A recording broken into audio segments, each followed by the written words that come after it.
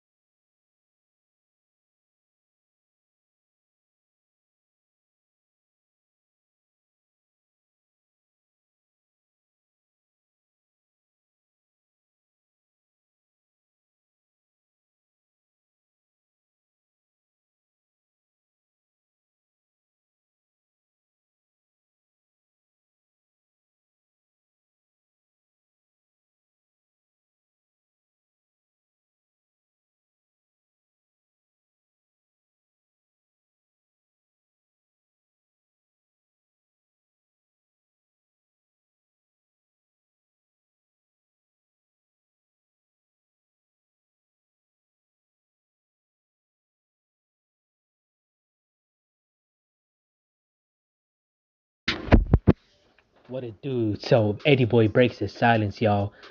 Eddie Boy out the rollin' 60s, the dude who WACK 100 says, and 600 say snitched on Big U back in 1992.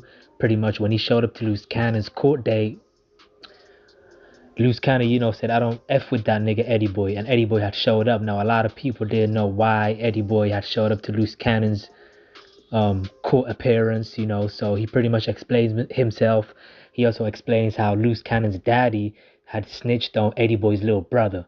So there's something personal going on between Eddie Boy and Loose Cannon, and that's why Eddie Boy said he showed up, and he said he's gonna continue to show up every single time Loose Cannon comes to court. Eddie Boy is gonna show up every single time, and he's gonna explain why, y'all. I wasn't there. Bro, I ain't got that much time. What's cracking?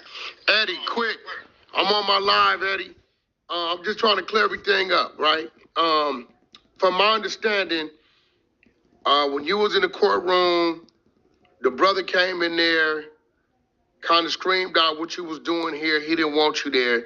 We got that from his wife, right? At that point, they told him you had a right to be there. It's open to the public, right? And then they said something about you got escorted to the hallway, or why did you get pulled to the hallway? Where did it go from there? I got pulled to the hallway because this is how it happened when I first went in there. I was the first one in there. So when Loose Cannon stepped in there with the two marshals, he came in there and he was just looking. And then he just started looking, and he told the marshal that I was trying to take his picture, and I was trying to get a video. So the marshals came over to me and said, "Are you recording?" I was like, "Nah." And they said, "Where your phone at?" I said, "In my pocket." So about that time, his wife came in there. So when his wife came in there and three other individuals came up in there, they went to the left. I don't know if it was FBI, I don't know who they was, but they went in there. So he blurted out, "Hey, Eddie Boy, why you in here, cuz? I don't fuck with you on neighborhood crib." So he blurted that out in front of the court, the judge, and everybody else. The judge was there when he said that? Yeah.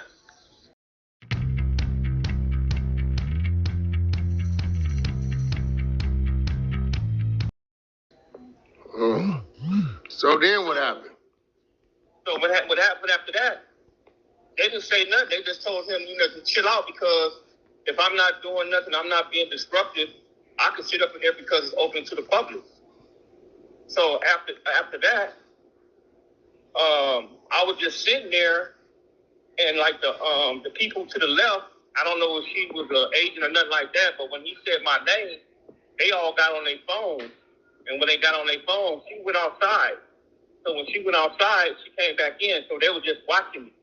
And then I got a text, and I have an Apple Watch, so I looked at my watch, and then something like that. So they came back over there, and they said, I walked off. They walked me outside, and they was like, "Hey man, you recording?" I was like, "Nah, boy, what's the dude named the federal marshal?" He said, "Man, I'm not, not recording." He said, "You got to watch, right?" I said, "Yeah," and I just took it off and went back up in there.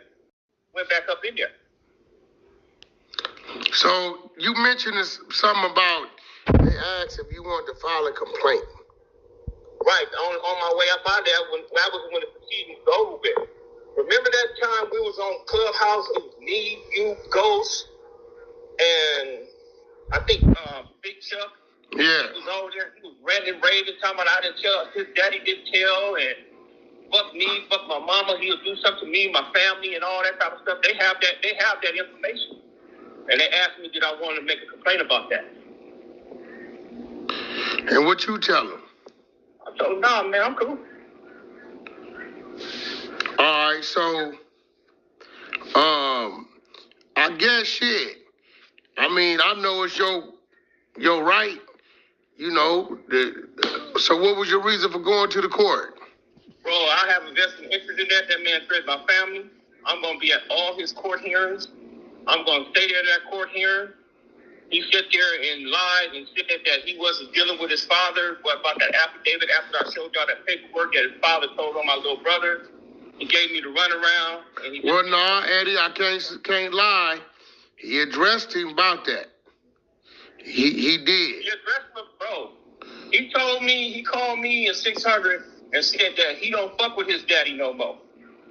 Oh. And I found that wasn't true, wasn't factual.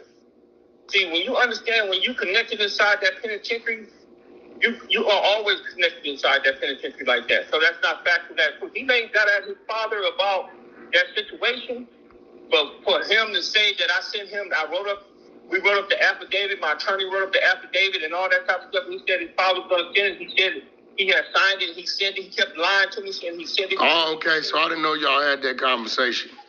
Right. And they never sent it, so he was just giving me the runaround. And to be truthful with you, bro, I'm going to be up in there every time. I have a right to do that, and I'm going to keep on. So you just going to spectate? I'm going to spectate, bro. For sure. Okay. All right, well, shit. Cause look, man, they asking me questions. I didn't know that's why you was going there, and I didn't know you was gonna continue to go there. But shit. Yeah, I'm gonna continue to be up in there, bro. Without question. All right, well, shit. There it is. There. So you didn't tell them you wanted to file a complaint. You didn't do none of that. I didn't give them. Say I wanted to what? You didn't tell them you wanted to file a complaint. You declined that. File a complaint, bro. I would have told y'all that. Because I'm gonna tell you like this, bro, and I'm gonna keep it a buck. I'm a civilian now, and I'm following the rules like a civilian and everything of that nature. So if I wanted to file a complaint, bro, I'm gonna do that, and I would tell y'all that, and I wouldn't give a shit who said anything about it.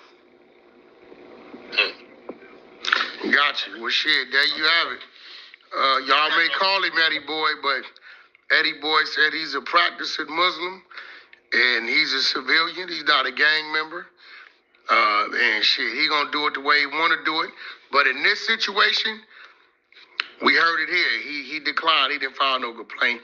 And he said he will continue to be there based upon whatever he wanna know what's going on. All right, DB. All right, brother. All right, appreciate it.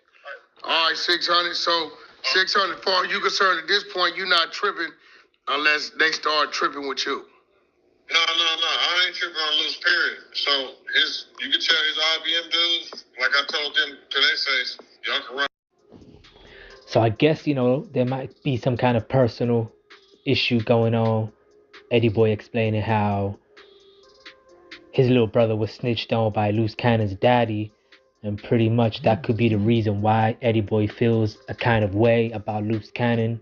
I guess he's trying to intimidate Loose Cannon or something, because Loose Cannon did say, I don't F with that nigga, why is he here? When he did show up, and when Loose Cannon did see Eddie Boy, that's what he said. So, I guess it could be something personal. Eddie Boy's little brother has been snitched on by Loose Cannon's dad, so that's the reason why he's showing up, in my opinion. But let me know what y'all think, man. That's pretty much why he showed up. Eddie Boy, of course, the same dude who was interviewed by 600 to go at Big U to confirm Big U had snitched on him back in 92 on a drug case where Big U had robbed an undercover police officer and tried to blame Eddie Boy allegedly. So that's why he showed up to Loose Cannon's court day, y'all. Let me know what y'all think in the comment section. Peace, y'all.